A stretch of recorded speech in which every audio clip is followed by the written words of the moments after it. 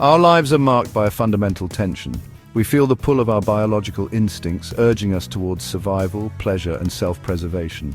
Yet we also sense a deeper yearning within, a call to transcend our baser impulses and strive for something more. This is the terrain where our biological conditioning confronts our spiritual aspirations.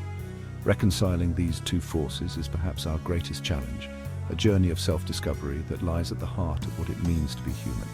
We are both creatures of nature and beings with the capacity for profound spiritual insight. To deny either aspect of ourselves is to live an incomplete existence.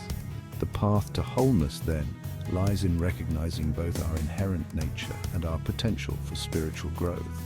Morality in this context becomes less about rigid rules and more about navigating this complex inner landscape. It is an ongoing process of aligning our actions with our highest aspirations, a journey of integrating our animal nature with our spiritual yearnings. Throughout history, two contrasting views of human nature have shaped our understanding of morality. The naturalistic view, rooted in scientific observation, emphasizes our biological origins and drives. It sees us as products of evolution, our behavior largely determined by genes and environmental factors. This perspective can be liberating, freeing us from outdated notions of guilt and sin. It reminds us that we are part of the natural order, subject to the same forces that govern all living things. However, there is another, equally valid way of seeing ourselves. The spiritual view acknowledges our physical nature but posits the existence of a deeper dimension within us. This inner realm, often associated with concepts like the soul or spirit, is the seat of our higher aspirations, our capacity for love, compassion, and selflessness. It is what drives us to seek meaning and purpose beyond mere survival and gratification.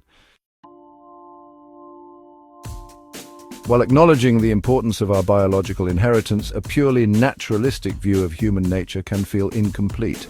It struggles to account for the full spectrum of human experience, particularly our capacity for self-awareness, empathy, and moral reasoning.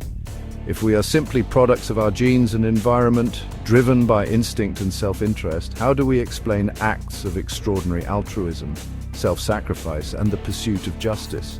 Furthermore, reducing morality to a set of evolved behaviors can lead to a sense of moral relativism. If right and wrong are merely products of our biological programming, then moral principles become fluid and subjective, subject to the whims of cultural norms and individual preferences. This can undermine our sense of shared values and make it difficult to address ethical challenges that require collective action and a shared sense of responsibility. This is where the spiritual dimension offers a more expansive understanding of morality. Rather than seeing it as a fixed set of rules imposed from outside, we can view it as a process of inner development, a journey of aligning ourselves with a higher order of being. This approach emphasizes growth, compassion, and the continual refinement of our character. The figure of Jesus, for instance, embodies this transformative potential of morality. He is not simply a moral legislator dictating rules, but a beacon of compassion, forgiveness, and unconditional love. His teachings, often challenging societal norms, invite us to transcend our ego-driven impulses and embrace a more expansive, inclusive way of being. In this light, morality becomes less about achieving a state of perfect adherence to external codes and more about cultivating our inner landscape.